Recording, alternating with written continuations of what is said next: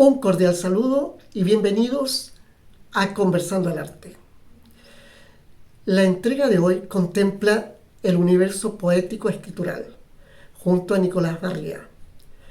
Igualmente conoceremos de la destacadísima trayectoria de una cantante chilena conocida en su época como el Ruiseñor de Chile. Igualmente, la conversación en esta oportunidad viene de la compañía La Ropa Sucia. Dos exponentes de esa compañía estarán conversando con nosotros. Y finalmente, Charles Chaplin nos regalará una sonrisa en la voz de una destacadísima cantante chilena acompañada por una banda penquista. Por ello, le pido que permanezca en nuestra sintonía para que juntos disfrutemos del arte, la cultura y el patrimonio. Como bien sabemos, este programa es transmitido por la señal 23 de Canal TV8 para Concepción y la región del Biobío. Igualmente para Chile y el resto del mundo por su señal online canal tv8.cl.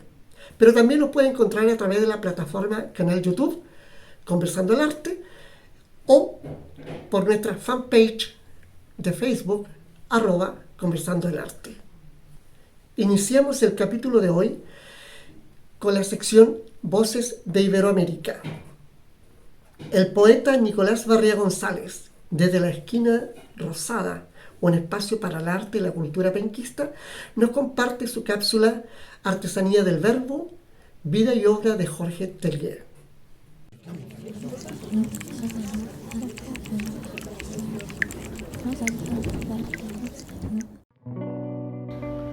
Hola amigas y amigos de la esquina, bienvenidos a Artesanía del Verbo, un programa de poesía donde nos dedicaremos a recorrer la vida y obra de importantes poetas de nuestro país. En el episodio de hoy peregrinaremos junto a Jorge Tellier.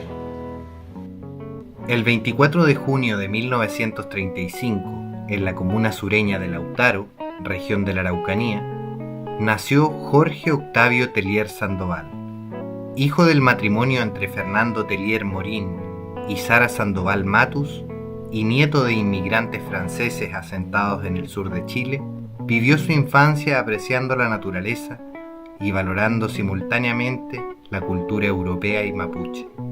Esta dualidad le permitió observar con gran lucidez los dilemas del progreso de la civilización occidental y contrastarlos con las visiones de mundo y de humano que resguardan los pueblos originarios del sur, a los cuales se sentía profundamente unido. Durante su juventud, colaboró en diversas publicaciones locales compartiendo poemas y pequeñas crónicas. Con solo 18 años de edad, en 1953, Jorge Tellier se fue a vivir a Santiago, donde cursó estudios superiores de historia en el Instituto Pedagógico, definiendo así su interés por la comprensión del pasado, la memoria y la nostalgia. A los 21 años, en 1956, comienza su producción literaria con el libro Para Ángeles y Gorriones, poemario muy bien recibido por la crítica nacional, en el que expone de forma característica y con un estilo sorprendentemente definido sus poemas de juventud. Rápidamente, la misteriosa exactitud y simpleza de sus imágenes poéticas llamó la atención de la comunidad literaria capitalina. Entre bares y noches bohemias, compartió y entabló amistad con otros poetas, entre ellos Francisco Béjar, Braulio Arenas, Teófilo Cid, Rolando Cárdenas, Nicomedes Guzmán, Estela Díaz Farín y Enrique Lin. Al finalizar sus estudios ejerció la docencia en el Liceo de Lautaro y en 1963 fundó y dirigió junto a Jorge Vélez la revista de poesía Orfeo, así como también el Boletín de la Universidad de Chile. Jorge Tellier estuvo casado por breve tiempo con Sibila Arredondo y nacieron de su unión dos hijos, Carolina y Sebastián.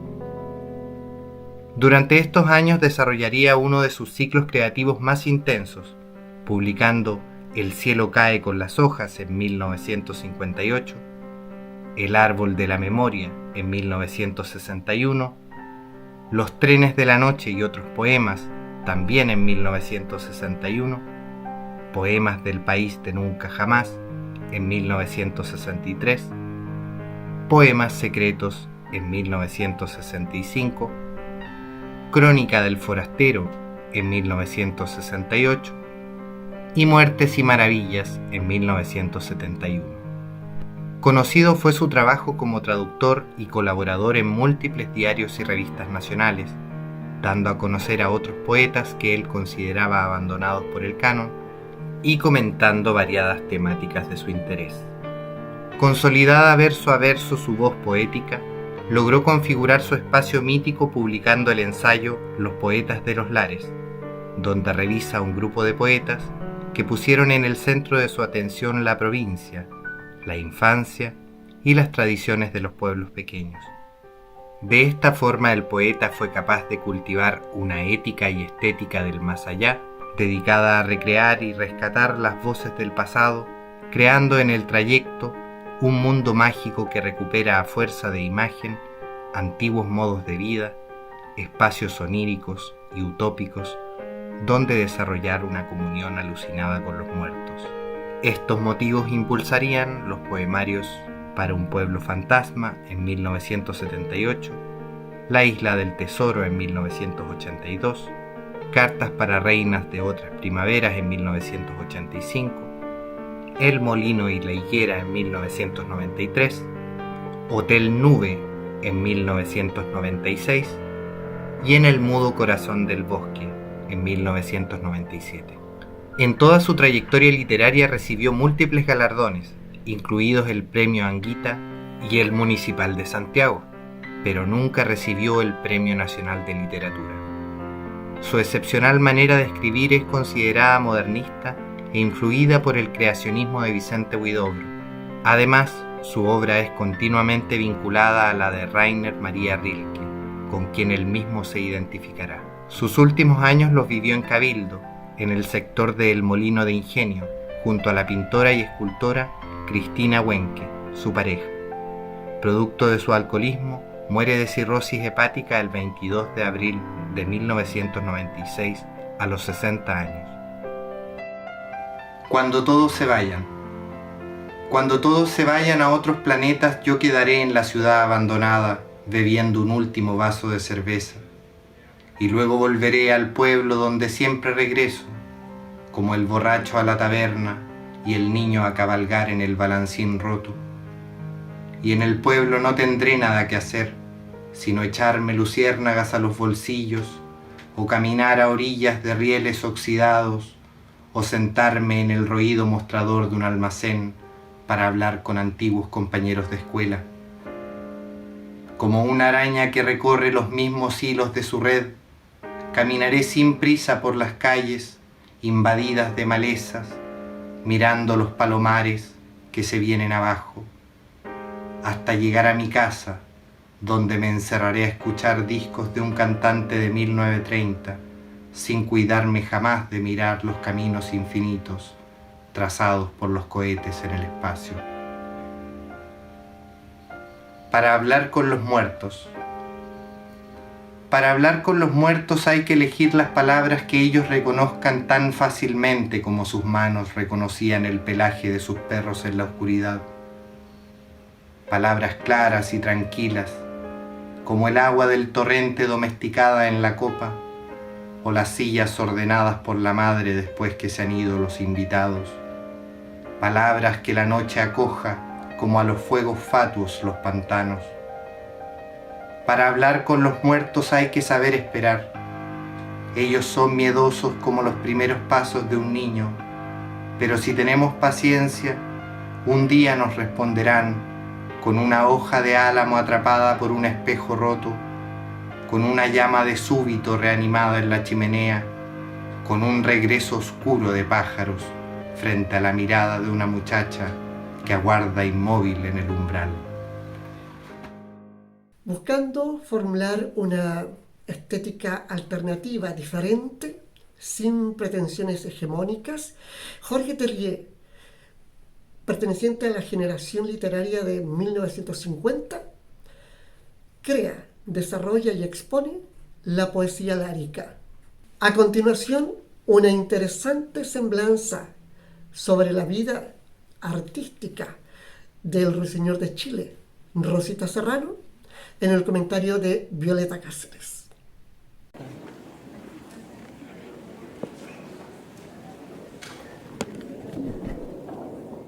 Rosita Serrano, seudónimo de María Esther Aldunate del Campo.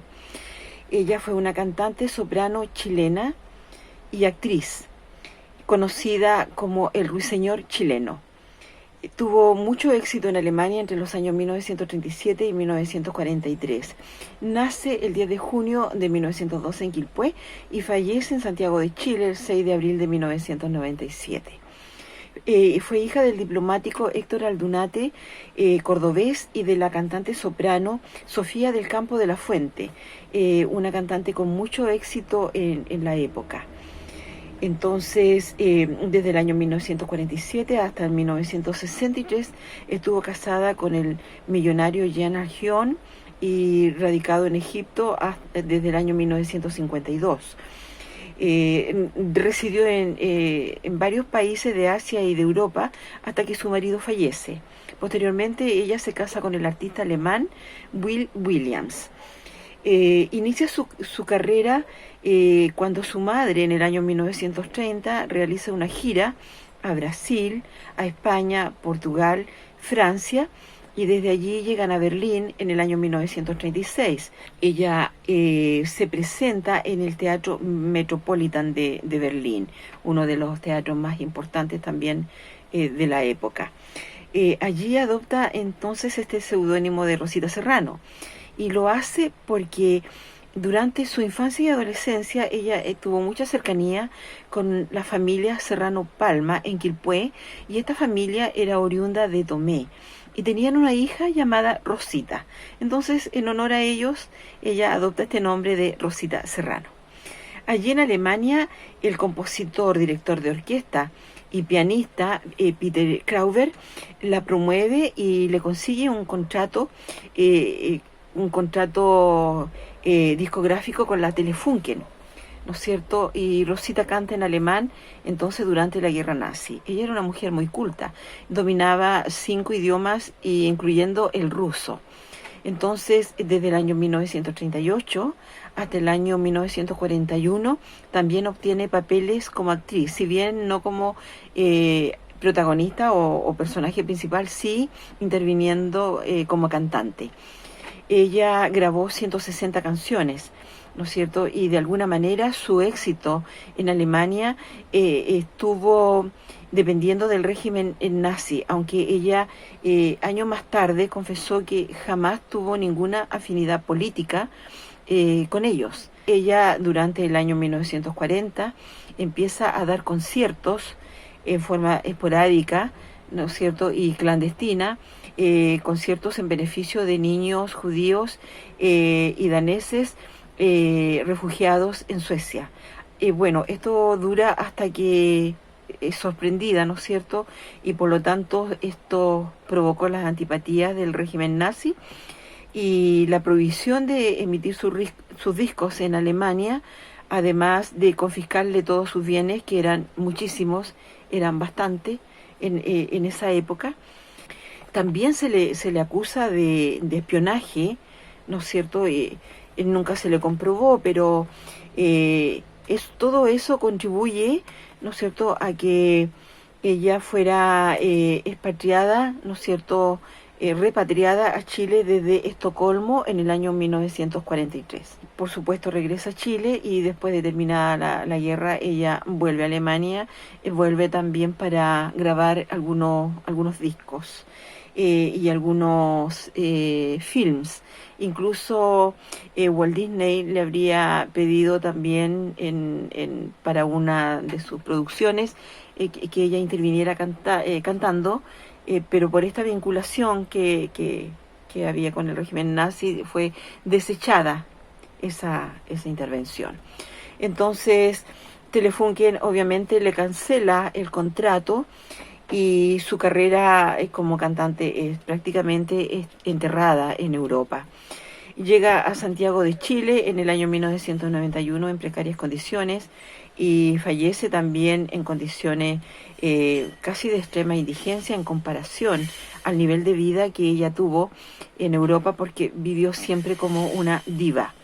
Se hace necesario rescatar el nombre de Rosita Serrano, porque si bien ella pudo seguir una carrera, ¿no es cierto?, en la música docta, porque su voz, su registro era soprano, ella optó por interpretar canciones populares chilenas que llevó a Alemania y llevó a Europa. Además de tener una voz, ¿no es cierto?, aterciopelada, una voz muy hermosa, ella silbaba durante sus canciones, ¿no es cierto?, de ahí viene este apodo del ruiseñor chileno. Además golpeaba la guitarra de forma armónica y se permitía licencias que ningún otro cantante hubiera osado permitirse en esa época.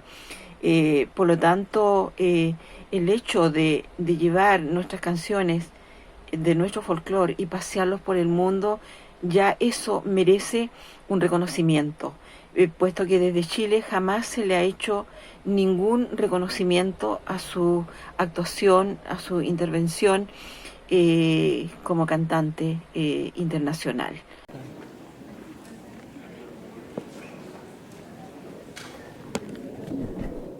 En el siguiente espacio, conversando con el invitado estelar, Valentina Venegas y Tomás Avalo nos comparten su trabajo al interior de la compañía La Ropa Sucia y esa fórmula denominada el teatro inmersivo.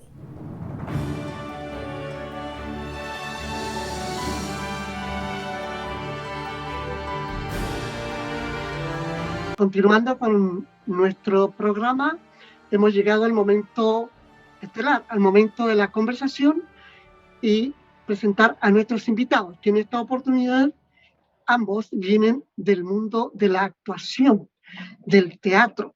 Y aquí vamos a descubrir cosas mágicas que suceden con esta disciplina. Pero antes de presentarlos, quiero que veamos este video.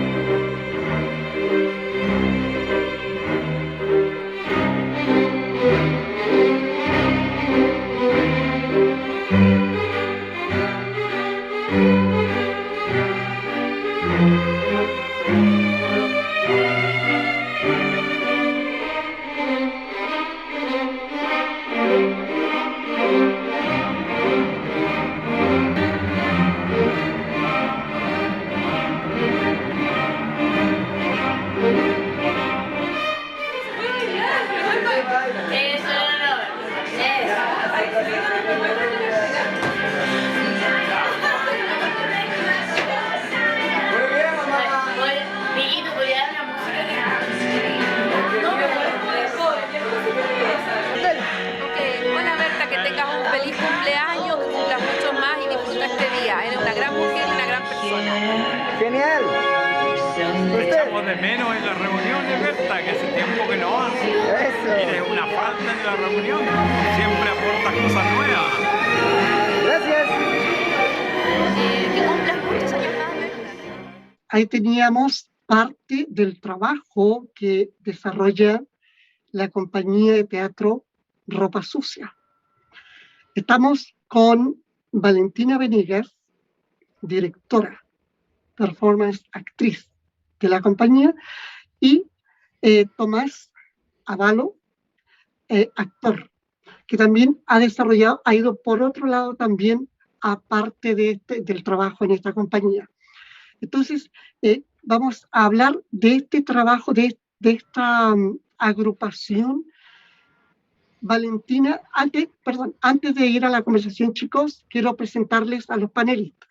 La señora Violeta Cáceres, escritora, poeta, que nos va a acompañar en esta conversación, y la señora Karen Lavé, arquitecto, bailarina, coreógrafo y performer.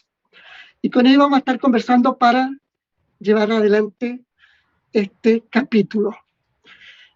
Valentina, primeramente, bueno, Valentina, Tomás, gracias por aceptar esta invitación a Conversando el Arte y espero que tengamos una amena y entretenida charla, ¿ya? Para dilucidar algunos aspectos que nos intrigan. Valentina, explícanos, por favor, el término teatro inmersivo. Bueno, primero saludarlas a todos y a todos. Gracias por la invitación también a ustedes. Y bueno, el teatro inmersivo lo que hace es hacer partícipe al espectador de los montajes. ¿Esto qué quiere decir? Que tiene lugar interactivo y un espacio reflexivo en que no solamente entra el raciocinio de sentarse en una butaca y reflexionar a través del pensamiento, sino también a nivel corporal. Por lo general, lo que hace el teatro inmersivo, pueden haber otros tipos de montaje, pero lo más general es que se aplica en espacios no convencionales teatralmente hablando, ¿sí? En lugares que proyecten esta inmersión total. Se trabaja con los sentidos, el espectador es invitado a reflexionar, a decidir y a opinar en tiempo real dentro de cada obra que se realice. Eso a términos genéricos. Interesante, porque digamos, en lo que estamos acostumbrados, ¿verdad?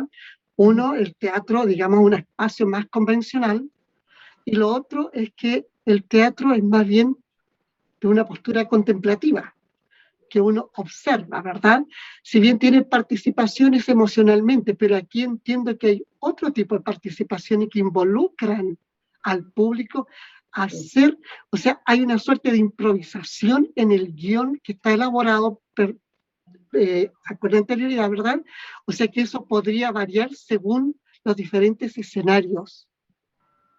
Sí, claramente uno dentro, bueno, hablo de mi lugar como directora, uno plantea diferentes posibilidades o circunstancias que pueden suceder, pero siempre el espectador te sorprende. O sea, uno hace un abanico de posibilidades, pero cada sujeto y cada cuerpo es totalmente diferente y eso también es lo interesante, lo que hace el teatro inmersivo en relación a la investigación, en que uno no deja de aprender en cada función que realiza, porque el espectador tiene su propio registro, su propia biografía, entonces uno le propone, abre el espacio a compartir, a reflexionar y a actuar en tiempo presente, pero también está ese lugar de que no pasa una contemplación, sino que pasa la acción, y desde ahí hay otras posibilidades que no han pasado que son increíbles también.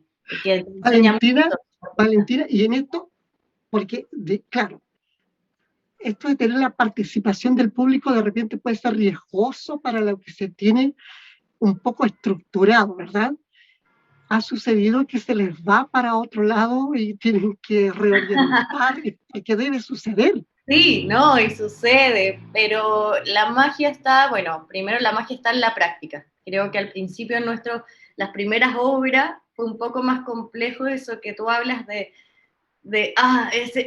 que se me destructura, nos fuimos para otra parte, pero la práctica ha logrado que se dialoguen diferentes dispositivos para no imponerle al espectador o no bajarlo en lo que nos quiere proponer, pero sí tener unos dispositivos para seguir el transcurso de la estructura dramática. ¿Se comprende? Como que ya hemos encontrado diferentes, no los bajamos, no les decimos que no, pero sí la obra debe continuar. Hay unos pequeños salvavidas por ahí, ¿verdad? Para ir enganchando y volviendo. Que no se nos hunda, ¿verdad? Sí. Tomás, buenas tardes, gracias. Y yo quiero preguntarte, en el proceso investigativo, en el trabajo de mesa, ¿cómo se trabaja este concepto para el trabajo inmersivo, el teatro inmersivo? Porque es diferente a analizar una obra estructuralmente desde el otro punto de vista, es que yo tengo que hacer la representación como más lo tradicional, pero aquí yo tengo que tener una serie de factores, sorpresas que me pueden aparecer. Cuéntanos un poco de ese trabajo, el trabajo de mesa que tienen ustedes. Bueno, nosotros trabajamos siempre con laboratorio hacemos muchas pruebas antes de obviamente llegar al resultado final.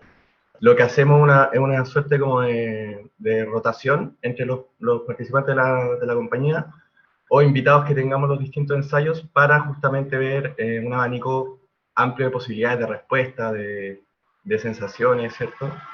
Y es muy distinto como el proceso en cada obra también, porque cada obra se plantea de distinta manera. Por ejemplo, en Berta era una comunicación directa con el espectador, entonces,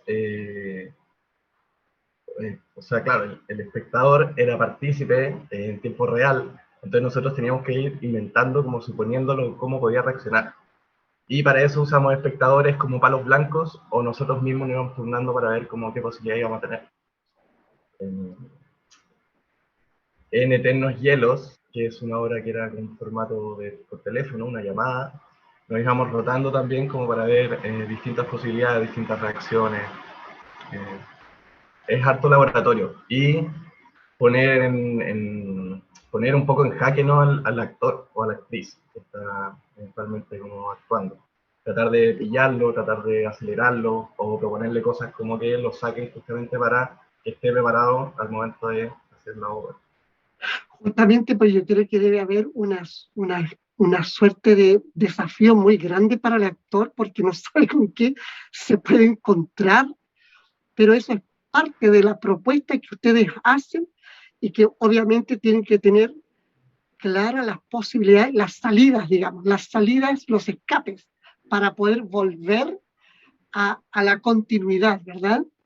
Sí, hay una especie de ramificación, como un árbol genealógico, ¿no?, como de posibles respuestas, y ya a medida que vamos teniendo práctica y hemos hecho varias pasadas, oficiales o no, de prueba con anterioridad, vamos viendo tenemos como un listado como de posibles respuestas. Pasa mucho también que el espectador nos lanza una respuesta que nosotros como la teníamos presupuestada y es como un check, es como, buena, va siguiendo esta ruta, y ahí nos vamos haciendo como un perfil de espectador también, como hay personas, hay patrones que se van repitiendo, y hay otras que claramente se disparan y se va para otro lado, y la estructura del guión está hecha de tal forma que podamos retomar, o se puede ir adelantando un tema u otro, como tópicos de la historia, según lo vaya necesitando el espectador, él sin saberlo.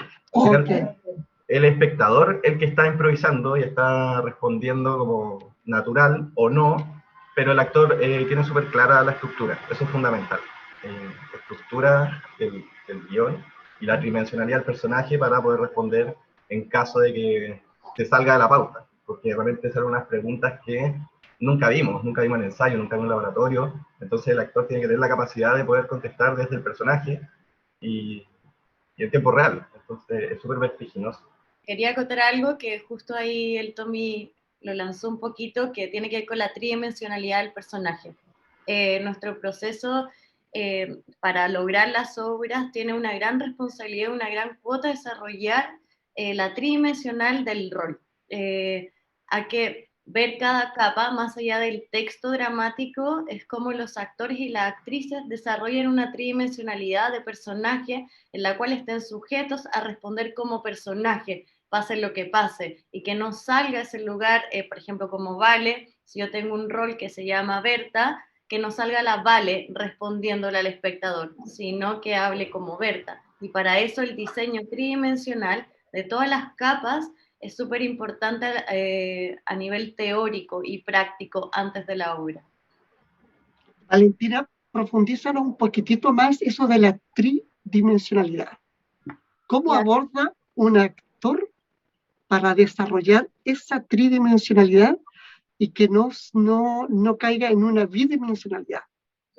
Claro, bueno, dentro de las carreras de actuación te enseñan un poco este margen de tridimensionalidad a nivel de teórico, como nombre, cuándo nació, qué le gusta, qué no le gusta, cosas bien básicas, pero en el fondo va ayudando a nivel teórico, y ya una tridimensionalidad inversiva que hacemos mucho como compañía es llevar como laboratorio a los actores a diferentes espacios para ver cómo se desenvuelve dentro de esa tridimensionalidad teórica.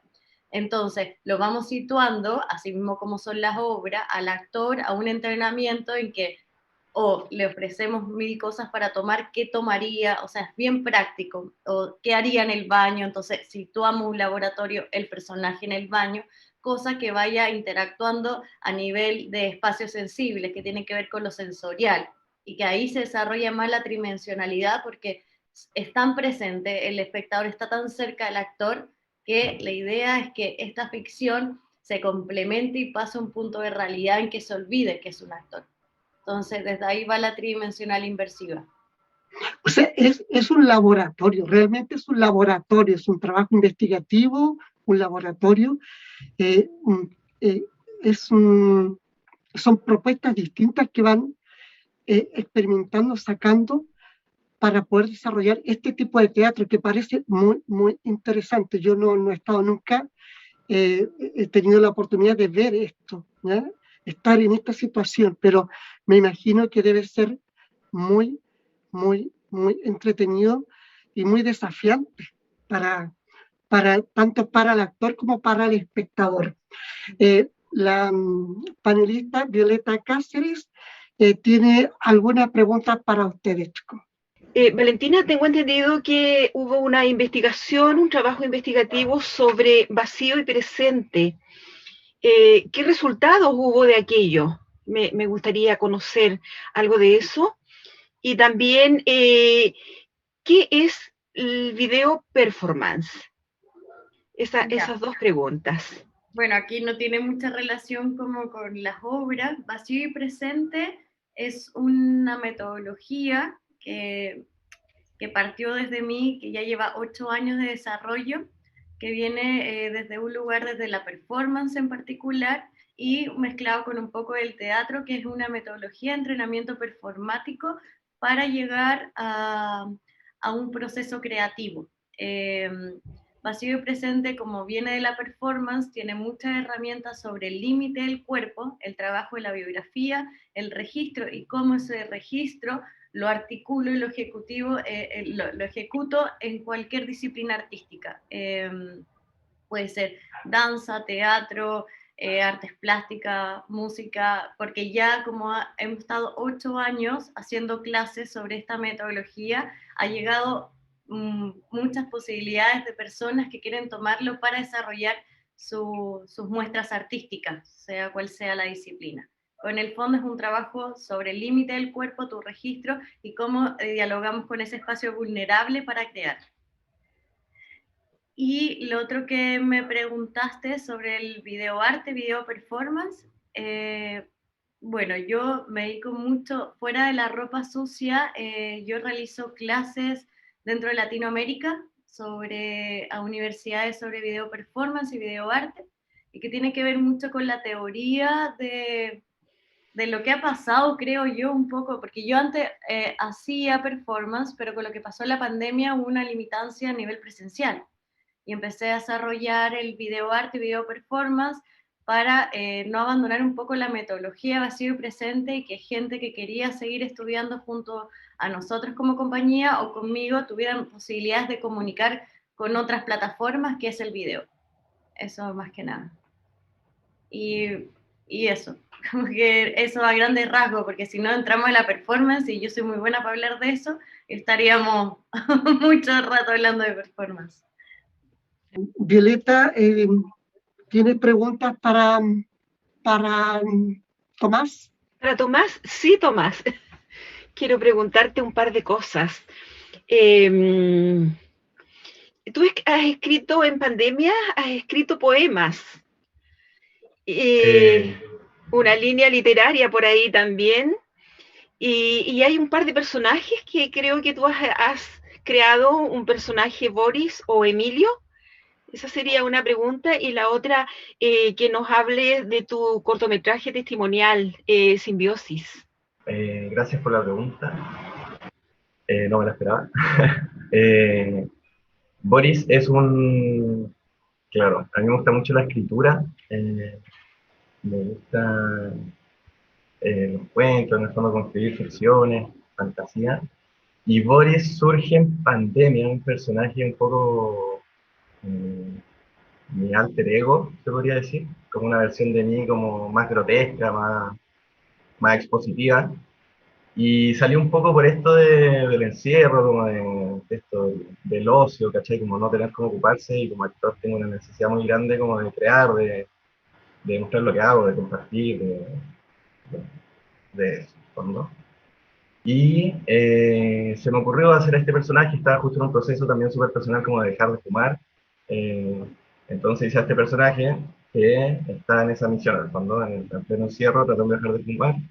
Y tiene una sesión con una terapeuta que tiene sesiones por Zoom. Y ella le va como, ella es una contraparte súper amable, súper buena, tiene como todo un trasfondo de bondad. Y es un poco como una lucha como de un ángel y un demonio. Y me gusta mucho el humor, entonces me gusta mucho empatizar desde ahí con las personas. Entonces era un poco como para hacer más amena la cosa, la espera de la pandemia, sobre todo el primer periodo donde estuvimos muy encerrados, ahí surge. Y con respecto a la otra pregunta, bueno, a mí me gusta mucho el audiovisual, mi carrera actoral de a poco la he ido encaminando hacia allá, hacia el cine, eh, y todo comienza como desde que para dedicarme al cine sentía que tenía que primero saber lo que era estar en los zapatos del actor, como que es estar ahí como frente a la cámara, como el último eslabón de la cadena audiovisual. Entonces comencé por ahí y en Simbiosis, es, limpiándolo, es un cortometraje de una productora con la que trabajo y que también surge desde la necesidad de contar lo que pasaba acá en Chile con el estallido social. Hicimos una recolección de videos, de documentación, testimonios de personas que iban a las marchas. Y se nos ocurrió hacer un compilado de esto y meterle ficción. Inventamos unos personajes que eran entrevistados, entonces como un falso documental. Más también tiene testimonios reales, entonces hicimos una mezcolanza. Y ha estado súper bueno, fue súper bien recibido. Hemos estado en varios festivales afuera. Ahora está en una semifinal de un festival, Film Festival de Los Ángeles, y entró al catálogo de Cannes. Está ahí como para que la gente pueda entrar y ve como cortometrajes como contemporáneos. Así que estamos muy felices. Valentina, antes de ir con Karen, que tiene preguntas para ti, quiero que un cosito que volvamos a este teatro inmersivo, al teatro, digamos, que está fuera de lo tradicional y de los espacios donde se presenta. El tipo de público que ustedes captan también es un público especial, no es un público masivo, no es un público tal vez acostumbrado a la teatralidad. ¿Qué tipo de público captan ustedes o cuál es el que se siente mayormente atraído por esta propuesta? Es interesante tu pregunta porque algo particular que nos pasa como compañía, bueno, partiendo que el formato que en Chile no está tan trabajado, o sea, no son muchas las compañías que se dedican al teatro inmersivo, genera un poco de distancia al no saber de qué se trata y genera un susto como, ay, ¿qué me van a hacer? Ay, no, ¿sí? Y bueno, como ya llevamos 7 años, lo hemos ido puliendo bastante en el sentido a que la gente esté tranquila, que no se va a imponer nada, el que no quiera hacer algo no lo va a hacer, y ese tipo de lenguaje que hemos tenido a nivel de tiempo ha ayudado a que la gente llegue más. Y por otro lado, lo que nos pasa particularmente es que no llega mucha gente teatral a ver nuestra gente del mundo del teatro. Nos llegan muchos antropólogos, psicólogos, historiadores, tercera edad llegan bastante, como que nuestro abanico de público no tengo cómo definírtelo como, estamos entre los adolescentes o familiar, es súper amplio. Y lo bonito que tiene es que nuestras obras son tan íntimas que nosotros no llenamos a 500 personas las butacas que sucede en un teatro. Nosotros, como hacemos teatro inmersivo, lo importante es generar intimidad y ser cómplices de la situación. Entonces nuestras obras máximo, la más grande, no sé, Tommy me puede decir 25, 20 personas por función. Entonces, eso es lo bello que también desde ahí te digo, lo que sucede, qué público nos llega. Muchos estudiadores en general del ser humano se pasan la data entre psicólogos, vayan a ver esto porque hay un estudio sobre el abuso sexual o la tercera edad, esto va a ser interesante, antropólogos también, y bueno, y entre esos datos que se dan, nos llega muchos tipos de generaciones y territorio y clase social. No tenemos algo muy puntual, pero sí debo decir que el mundo teatral va menos, como que eso nos hemos dado cuenta. Bueno, yo creo que un poco también justamente por lo que dijiste, las temáticas que tratan, el abuso sexual, el paso a la vejez, cuando ya está estorbando a la persona en el hogar, y ese tipo de temáticas que son, claro, son más íntimas, son más difíciles también, o de repente como que no se quieren visualizar, porque no son atractivas, ¿no? Generan ciertos conflictos. Entonces, puede ser que ello, claro, no atrapa al público masivo, pero también por otro lado puede ser, bueno, en el caso que nosotros somos como más tímidos en ese sentido, porque es diferente, yo me imagino que la respuesta en Argentina es totalmente diferente. El público es otra cosa, es mucho más abierto, no le tiene temor a exteriorizar sus emociones, sus sentimientos. De repente puede funcionar de otra manera, ¿no? A nosotros en particular en Barcelona, cuando fuimos con Berta, ellos no hicieron la obra más que nosotros la obra, porque estaba mucha disposición, mucho diálogo. Entre los mismos espectadores hablaban entre ellos, se tomaban, pero era bellísimo. Claramente viene mucho por la cultura a nivel de formatos, porque cuando hemos sido invitados afuera pasa otra cosa con nuestras obras que acá, pero creo que es un viaje, como que es el tiempo que hay que dar para que se abran los caminos y el espectador y la sociedad comprenda que existen otras posibilidades de hacer teatro. Exacto, bueno, y en este caso estamos hablando de una cultura que es una cultura emocional, ¿verdad? Es una reacción distinta. Hay una cultura emocional diferente, ¿ya? De repente somos más empaquetados acá. Karen Lavey tiene algunas preguntas para ti, quiere que le hablemos de la performance. Voy a hacer a Valentina primero, como ella dijo que podía hablar mucho de la performance y podríamos estar horas hablando aquí. Entonces, la pregunta es la siguiente, mira, yo encontré la performance, yo trabajo en artes escénicas también porque soy bailarina, tengo una compañía, y encontré la performance en algún minuto de la vida y es bien diferente. Entonces la pregunta que te voy a hacer es la siguiente. Performance ahora se le dice a cualquier manifestación artística que se presente o en un escenario o en un no escenario, digamos. Pero la performance clásica, que viene así de las artes visuales, digamos, no sé, del accionismo vienés, por decirte, desde esa performance, que es la más pura, la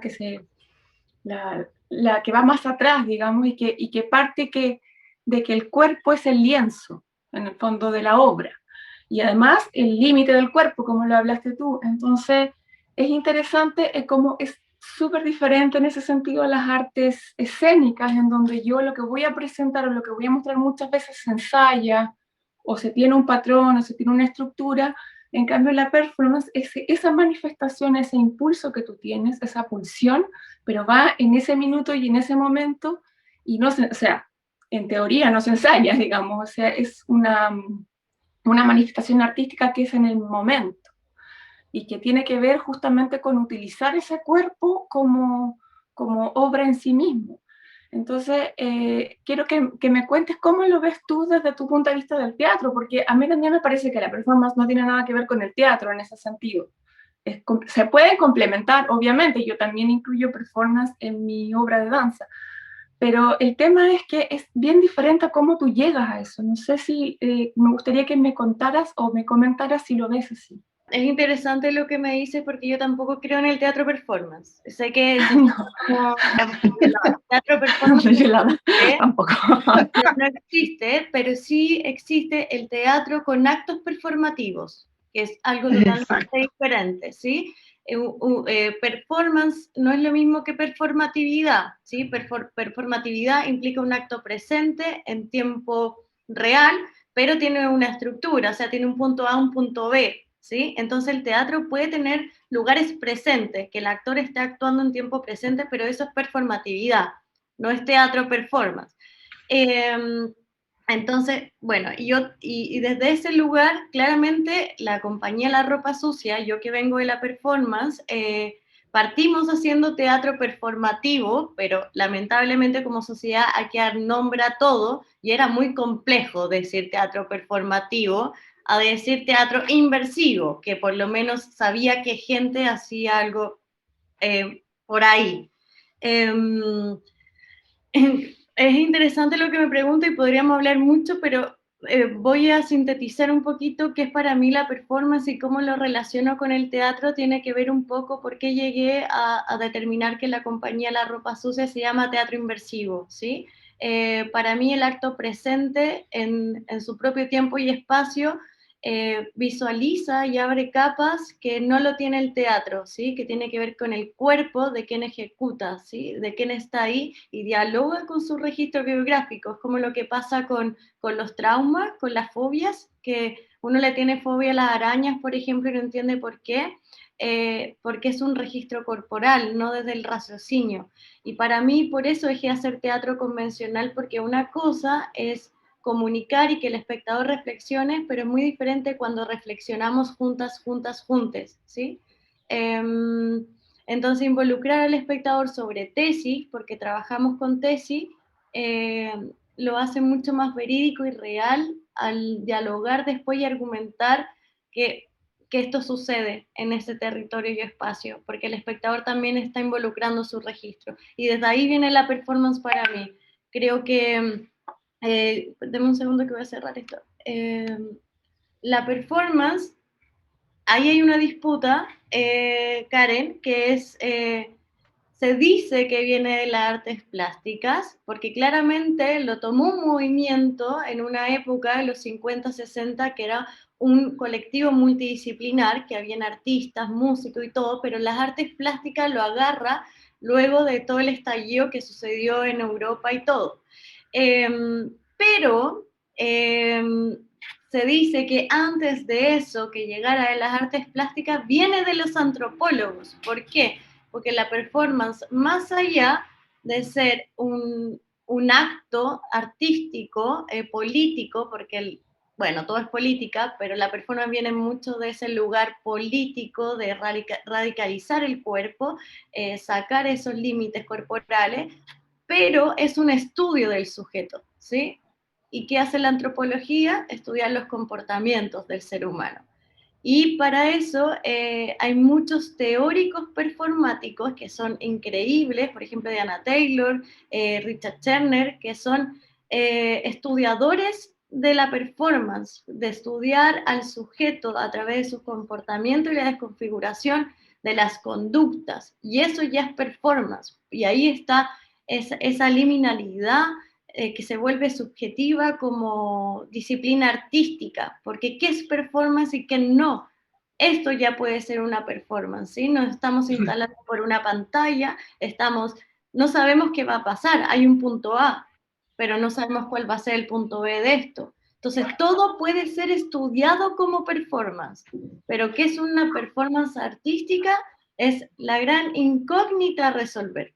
Cuando de verdad entra la disciplina como arte.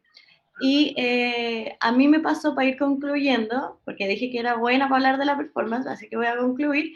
Eso me pasó porque yo he hecho muchas performances, tanto acá como afuera, y se volvía una catarsis. La performance tiene mucho ritual de catarsis corporal, pero que la estaba viviendo muy sola. La compartía con el espectador, pero es tan subjetiva a momento de lenguaje, por más bella que pueda ser, me empecé a sentir esa necesidad de querer compartir ese momento sensorial. Y ahí empecé a diseñar con el teatro. ¿Cómo puedo meter la performance, pero no como performance como lenguaje artístico, sino lo que sucede con la performance a nivel reflexivo? ¿Cómo eso lo integro al teatro, pero que no se maquetee? Porque el teatro es maqueta igual, por más que todo es maqueta. Y desde ahí empecé a vincular y a desarrollar la metodología de vacío presente, lo que hace la performance en el cuerpo y cómo esta belleza que tiene el teatro también de dialogar y transmitir me lo pueden dar en conjunto, sabiendo que son dos dispositivos diferentes, pero se pueden apoyar y colaborar. Y lo que hemos llegado hasta ahora, yo no sé en qué va a terminar la ropa sucia, es que el teatro inversivo aporta mucho a querer comunicar estas dos cosas que realizamos. ¿Se entiende? Eso un poco. Bueno, en la performance, en realidad da para mucho, ¿no? Y como tú dices, esto es una performance y la vida es una performance. Ahora, distinto es hacer una performance artística y ahí están los quebraderos de cabeza y los agarraderos de mecha, ¿verdad? Sí, Karen tiene pregunta para Tomás. Sí, Tomás, hola, me gustó mucho lo que hacen también con el tema de la experimentación, de que en las obras o cualquier otra obra de cualquier disciplina tengamos un poco la libertad, que es también lo que nos hace falta de seguir creando, porque es muy lindo, no sé, yo que hago la danza, es muy lindo hacer el Lago de los Cisnes muchas veces y que lo pueda ver mucha gente, pero el tema es que también podamos seguir evolucionando y esa evolución en este minuto es compleja porque implica todo este tema audiovisual que lo vamos a tener que obligatoriamente, las artes en general lo vamos a tener que adoptar, pienso yo, porque es el mundo que vivimos, y además esta otra cosa que tampoco tenemos muchos límites en términos institucionales, ya se cayeron las grandes instituciones, entonces yo creo que como generación que está en la creación de las artes, tiene que tener un salto grande y hacer mucha experimentación como la que hacen ustedes, entonces la pregunta, Tomás, es cómo lo ves tú con el tema audiovisual, que también es muy interesante este trabajo con el cine. Muchas gracias por la pregunta, Karen. Creo que el arte siempre está en constante como replanteamiento, ¿cierto? Como que se va sobreponiendo a las necesidades tanto del creador como de la necesidad como del público, de los espectadores, de las personas. Y siento que en un momento se puso como álgida la cosa, porque esto de estar encerrado, ¿cachai? Y de tantas redes sociales, de tanto acceso al video instantáneo, como que fue un poco como derrumbando, ¿cachai? Como esto de plantearse hacer un contenido como estudiado, con un guión, ¿cachai? Como que era inmediato. Entonces creo que ahí hubo como un temor o como, bueno, como algo que hizo esta catarsis. Y claro, estuvo álgida la cosa. Pero lo que tiene el audiovisual, y que a mí es lo que más me gusta, es el tema de la documentación, como la imagen fiel de un momento, de un momento en el tiempo como este, ¿cachai? O una grabación de algo, ese momento es único y eso siempre va a tener un valor súper poderoso. Como mostrar eso y armarlo como en un conjunto, en una serie Como que larga. al final, disculpa, al final el registro es una otra cosa, digamos, una otra obra, ¿sí? En este caso. Sí. Y también eso se puede intencionar. Al final, como que podía agarrar un registro verídico y armar todo un mundo, toda una tridimensionalidad que hablamos antes, ¿cachai? Ficcionada. Me parece súper interesante. Creo que el audiovisual siempre va a tener algo que mostrar. Siempre van a haber nuevas imágenes y nuevas formas. Yo soy un convencido, como que me gusta mucho cómo se origina el cine, ¿cachai? Como este cine un poco guerrilla, porque antes era muy caro hacer cine, ¿cachai? Como se dicen los latones. Entonces, toda esta ingeniería como de hacer efectos especiales o hacer una nave, ¿cachai? Colgada como con hilitos, creo que eso es vital, es fundamental para seguir creando y seguir reinventando este arte. Como creo que nos quedamos mucho con las grandes industrias, ¿cachai? Como la ciencia ficción, los efectos especiales, el fondo verde, ¿cachai? El croma.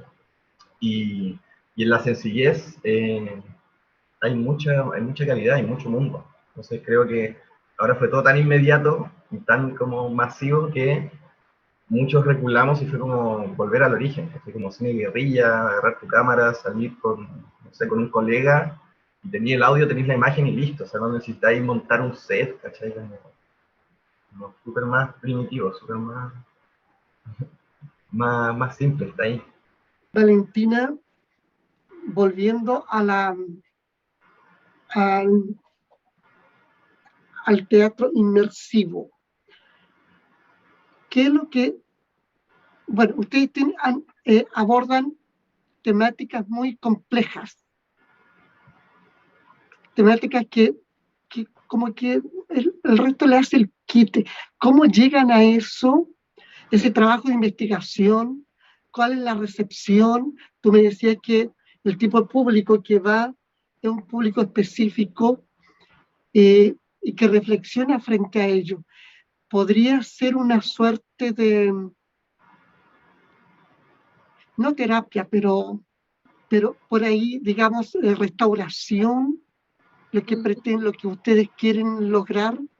Bueno, para mí el arte no es una terapia, pero es terapéutico, ¿sí? Te muestra realidades, pero no te las va a resolver. O sea, yo puedo hacer todo lo posible para decirte esto es malo, pero en el fondo creo que la magia del arte es mostrar realidades y el mismo espectador o quien la viva se hace responsable dentro de su realidad y su biografía, ¿se entiende? Entonces el arte se vuelve terapéutico porque te muestra realidades pero no te las puede resolver. Es el responsable de hacerse cargo si quiere cambiar esa conducta o ese hábito o lo que suceda dentro de su vida. Y respondiendo a lo otro también, bueno, nosotros, como le contaba a Karen, trabajamos mucho en relación a la performance y al teatro, y desde ahí viene el teatro inversivo. Nosotros trabajamos con tesis, que eso también lo hace la performance, trabajar con investigaciones verídicas. Y lo que hacemos es en el fondo trabajar problemáticas que uno, claramente como compañía, no gatille o a una u otro, y se busca una premisa, como por ejemplo en Berta, la sociedad desplaza la tercera edad en nuestra época, ¿sí? Como premisa. Y eso se empieza a investigar como tesis.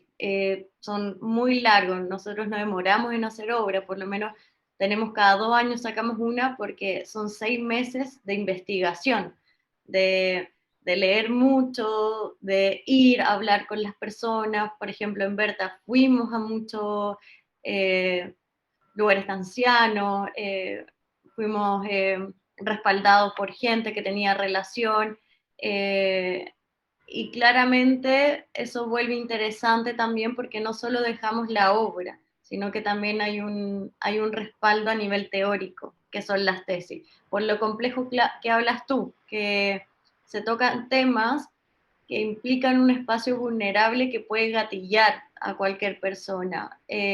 Entonces, desde ahí somos súper cuidadosos y respetuosos en cómo tocar el tema, ¿sí? Ya el tema es violento, entonces violentar lo hace más terrible, se comprende como acción, y la idea es que vayan a ver la obra, entonces si ya saben de qué se trata, que no se enfrenten a más monstruos, sino que en el fondo al hablar, a mirarse. Y porque también, como lleva nuestro nombre, compañía La Ropa Sucia, es por el dicho, la ropa sucia se lava en casa. Nosotros trabajamos en particular temas tabú intrafamiliares, porque creemos que primero hay que mirarse adentro para luego mirar la paja ajena. Y dentro de las tesis que hemos hecho del abuso sexual, de desplazamiento a la tercera edad y ahora con Eternos Hielos, que habla de las enfermedades mentales aumentadas tras la pandemia, sí o sí el porcentaje más grande y nos sigue ganando y nos comprueba en que todo sucede más en casa, en esas 4 paredes. Y eso queremos hacer, como abrir el espacio, no como hacer terapia, sino que no se normalice tampoco, sino que se hable para que se sane y no se vuelva un tabú, sino una realidad que muchas y muchos están viviendo y que en el fondo la única solución parte con el hablar primero, y desde ahí el accionar, ¿sí? Conversemos, esto sucede. Por ejemplo, las enfermedades mentales, todavía sigue siendo un tabú decir voy a terapia, o sea, ¿qué pasa? Yo no hubiera dicho acá, me morí unos minutos porque estaba con el psicólogo, me estaba terapiando. No, es tabú, es como no, voy a quedar mal. En vez de normalizarlo como cuando uno se quebra un dedo, una mano, decir, no, es que me quebré la mano y lo contaría muy abiertamente, ¿sí? Todavía creo que hay muchos gatillantes de tabú para visibilizar y hablar lo que sucede dentro de nuestros hogares. Eso nos habla de que de toda esta propuesta que hay, todo este trabajo, hay un componente sanador, hay un componente restaurador en la sociedad y eso me parece fantástico. Para que no se me olvide, porque esto es interesante y creo que lo hablamos nosotros también cuando nos reunimos, que un ejemplo así más abierto, en Culposo, que habla del abuso sexual intrafamiliar, nosotros hicimos toda una instalación de teatro inmersivo, de performance, y pasó que un día a mí se me quedó unos papeles antes de sacarlos y quedaron ahí. Y dimos la función y estaba sucediendo, y de repente termina la función y agarro ese papel y estaba escrito por un espectador, espectadora, confesando su vida. Y eso fue un error y quedó el papel ahí y estaba, yo, Juanito Pérez, tanto fui abusado por Pedro, tanto, tanto, y quiero decirlo, bla, bla. Y dije, acá hay algo, este error está diciendo algo. Después empezamos a dejar más papeles, y se llenaban, y los espectadores en cualquier momento escribían, y recibimos más de 100 testimonios verídicos de espectadores confesando y hablando, y nadie impuso nada, nadie dijo tienes que hacerlo, tienes que escribir, sino que estaban esas hojas y el que quería podía escribir, y recibir 100 testimonios y agradeciendo también el poder contarlo o solo escribirlo, habla de un espacio sanador que como arte podemos lograr como compañía.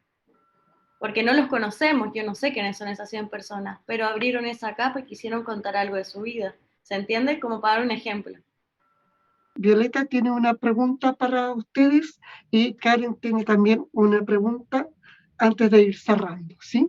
Para Valentina, qué hermosa esta forma de canalización de las emociones durante el espectáculo. La encuentro fantástica, que la persona sea capaz de volcar allí sus experiencias de vida.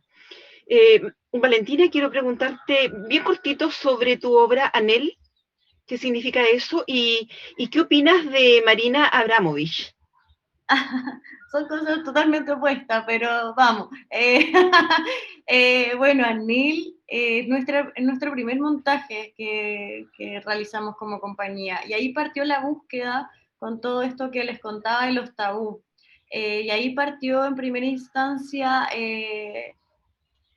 lo que tiene que ver con el abuso sexual. Anel fue nuestro primer alcance, primero con las tecnologías y con el tema de la compañía que quería trabajar, porque Anel, para resumirle, es una obra de una niña que se da cuenta que, o sea, porque hay un rango de edad que no instantáneamente tú sabes que tu padre te está dañando, abusando o violando, pero sí sucede que a los 8 o 9 años empiezas a comprender conductas por cómo te empiezas a relacionar y empiezas a ver más. Y sucede que a Anel le sucede que se da cuenta del daño que le había hecho su padre, y ella decide ir a la guerra, que en el fondo era un juego, y empieza a mezclar la realidad con la ficción. Ella, para confesar todo lo que le había hecho su padre, empieza a jugar, y el espectador lo que vive es esta inversión en relación en que empieza a entrar en el juego. Entonces los peluches empiezan a tomar vida. Por ejemplo, acá Tommy era uno de los peluches que acompañaban a él y estaba disfrazado de peluche. El mapping, que es proyecciones, un amigo cineasta nos hizo el mundo dentro de dibujos animados, de cómo lo veían él. Entonces el espectador empieza a entrar en este mundo, y para no spoilear tanto, no se sabe al final lo que sucede realmente con Anel, si fue dentro de la ficción del juego que inventó para enfrentar a su padre, o fue dentro del punto de realidad al enfrentar a su padre lo que le sucede. Entonces un viaje bien bonito que nos dio el alcance para entender esto que tiene que ver más inversivo, de trasladar el espectador con todos los sentidos a este mundo que imaginan él. Es muy linda, no sé, yo lo hablo con mucho cariño porque Anel me abrió mucho las puertas para lo que somos ahora, le tengo mucho amor. Y ahora con lo otro, con Marina, bueno, Marina es Marina igual, como que Marina ha hecho un legado muy importante en relación al registro personal y cómo llevarlo al arte, ¿sí? Creo que ella partió netamente del impulso, de la necesidad de experimentar más allá de ponerle un nombre. Ella voló y creo que eso es lo bello y se lo he robado también. Yo admiro mucho a Marina, más allá de lo que se critique, porque bueno, ahora con las redes sociales y todo se abren otras capas, pero creo que es un referente muy importante para quienes hacemos performance. Más allá de quien sea o a lo que ha llegado, lo que pueda hacer, es persona igual, es alguien, puede embarrarla, pero ella ha hecho un legado en ver el arte como vida, no separar el arte y el trabajo, sino que el arte es tu vida, es tu trabajo, no desvincularlo, sino vivirlo y aceptarlo y usarlo para crear y comunicar. Entonces, bueno, Marina es un referente buenísimo. Gracias. Tomás, cortito, ¿podrías hablarnos de tu obra Parkour? ¿Qué significa? Parkour, bueno, eso es otra compañía, pero brevemente es una obra que estrenamos en 2016 de un dramaturgo chileno que se llama Eduardo Pavés Coye, y la hemos mantenido durante el tiempo hasta ahora en distintos teatros, en festivales, hemos hecho itinerancia con la obra, y trata de un trabajador de call center que tiene una vida muy solitaria, no tiene familia, no tiene pareja, y un poco en este encierro en su departamento ve a unos chicos practicando el deporte parkour, los ve por la ventana, un poquito bien ermitaño, y empieza a hacer una correlación con el deporte, que es correr en línea recta sin detenerse, en el fondo esa es como la premisa del deporte, y empieza a hacer una correlación con su vida y empieza a escribir un manual que es en el fondo parkour, o un manual para correr en línea recta, para salir un poco de este estado depresivo y como de loop, como este ciclo como de depresión. Al principio, cuando ustedes conversaron de las obras, hablaron un poco del espacio físico, que yo creo que en las artes escénicas se deja un poco de lado porque estamos acostumbrados al escenario, el escenario y la caja negra. Entonces, me interesa mucho cómo ustedes ponen el cuerpo o la compañía o lo que estén haciendo dentro de un espacio físico diferente. Es muy interesante ese trabajo al tener el espacio también como otro personaje, no sé, yo lo veo desde el punto de vista de la danza, es como poner ciertas limitantes o ciertas estructuras para que se den otras cosas a las habituales en las que se dan en esta caja negra que es el escenario. Entonces es muy interesante cómo el cuerpo actúa en un espacio diferente. Entonces me da la impresión de que ustedes han trabajado también con eso. Sí, un montón. Y lo interesante que suceda trabajar en espacios no convencionales teatralmente, en que nosotros tomamos una decisión hace unos años atrás, en que el espacio no se tiene que adaptar a nosotros, sino nosotros al espacio. Creemos que ahí está la belleza también, en cómo cualquier cuerpo que se va a ir a una casa o después pasa a una pieza por temas de plata, se vuelve a adaptar, pero no es el espacio que se adapta a uno. Y ahí va la inversión también, cómo decidimos trabajar para provocar ese espacio inversivo en que el espectador, si va al cumpleaños de Berta, no va a ir a un teatro al cumpleaños de Berta, como que no tiene coherencia. Entonces trabajar con real una casa, transformarla en que la gente toque la puerta o toque el timbre, ya te traslada a una ficción. Y eso es lo rico, y que puede ir al baño o se quiere ir, se pueda ir. Creo que esa es la magia del teatro inversivo, poder trasladarte con todo lo que implica los espacios sensoriales. Eso de mi parte, no sé, Tommy, si quieres agregar. Sumarlo en el caso de Eternos Hielos, que es una obra inmersiva a distancia, donde no podemos presentarle ni el espacio físico a la persona. O sea, la persona lo va a elegir o le va a tocar, ¿cachai? No está como bajo nuestras posibilidades ponerlo en un lugar. Ya hablamos, bueno, Valentina lo hablaba mucho y después lo transmitimos como la resignificación del espacio, que en el fondo del espectador está en la pieza que siempre ha estado, está en su pieza, pero está viviendo una situación totalmente distinta, única, a través de la obra, le da otro significado a los lugares cotidianos que ve todos los días, o si pasa a la cocina, ¿cachai? Cómo vive su cocina intervenido por esta nueva historia. Es súper interesante lo que pasa. Sí, con ese eterno hielo, para cerrar, es lo bello que hacemos con los espacios. Es que el eterno hielo funciona por el teléfono, entonces no tenemos una escenografía para proponerle al espectador llevarse a la casa.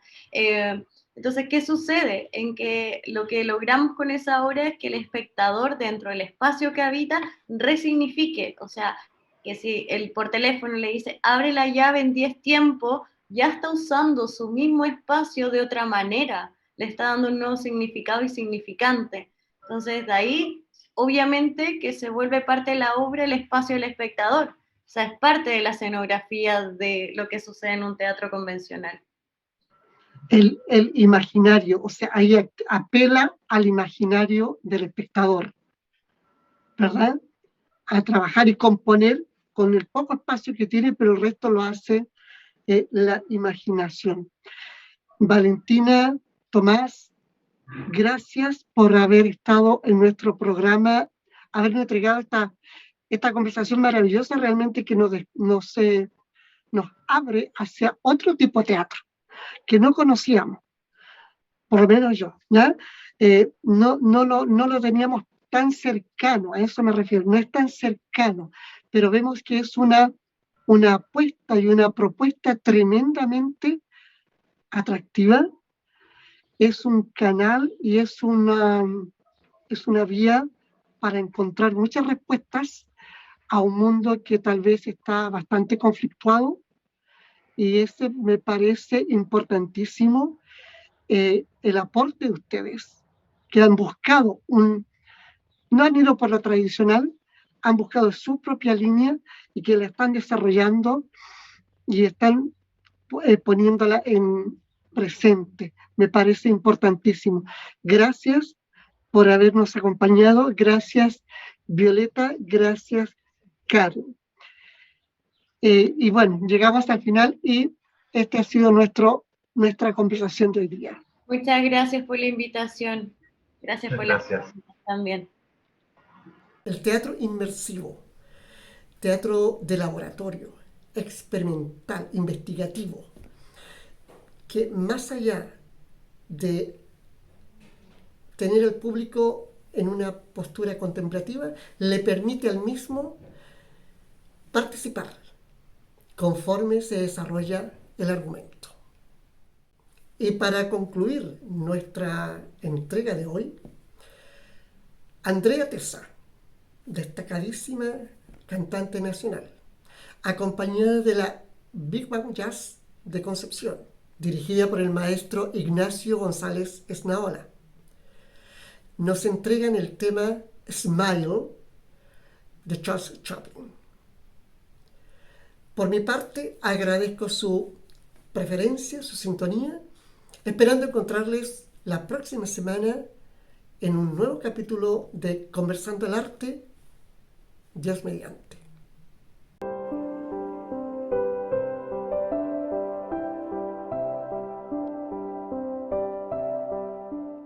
Hola, ¿cómo están amigos? ¿Cómo están amigos de la Big Band de Concepción? En esta oportunidad les vamos a entregar un bello tema compuesto por un actor, fíjense. Un tema compuesto por Charlie Chaplin, el famoso actor de cine mudo. Y justamente es un tema que busca que todos nosotros reflexionemos sobre el poder que tiene el ser humano en la sonrisa. El poder que tiene una sonrisa. La sonrisa el ser capaces de sonreír incluso en la adversidad, incluso en la injusticia, incluso en la pandemia. Y para ello invitamos a probablemente una de las mujeres más importantes dentro del contexto artístico chileno, una gran amiga de la Big Band de Concepción, una gran artista muy generosa con nosotros, que ha querido participar con esta Big Band. La señora Andrea Tesa. Smile con la señora Andrea Tesa. Para ustedes.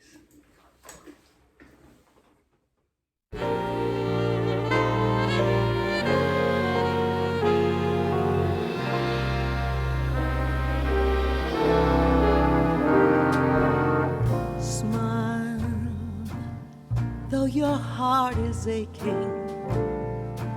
Smile even though it's breaking. When there are clouds in the sky, you'll get by if you smile through your fear and sorrow. Smile and maybe tomorrow you'll see the sun come shining through for you. Light up your face with gladness, hide every trace of sadness, although a tear may be ever so near. That's the time you must keep on trying. Smile, what's the use of crying? You'll find that life is still worthwhile if you just smile.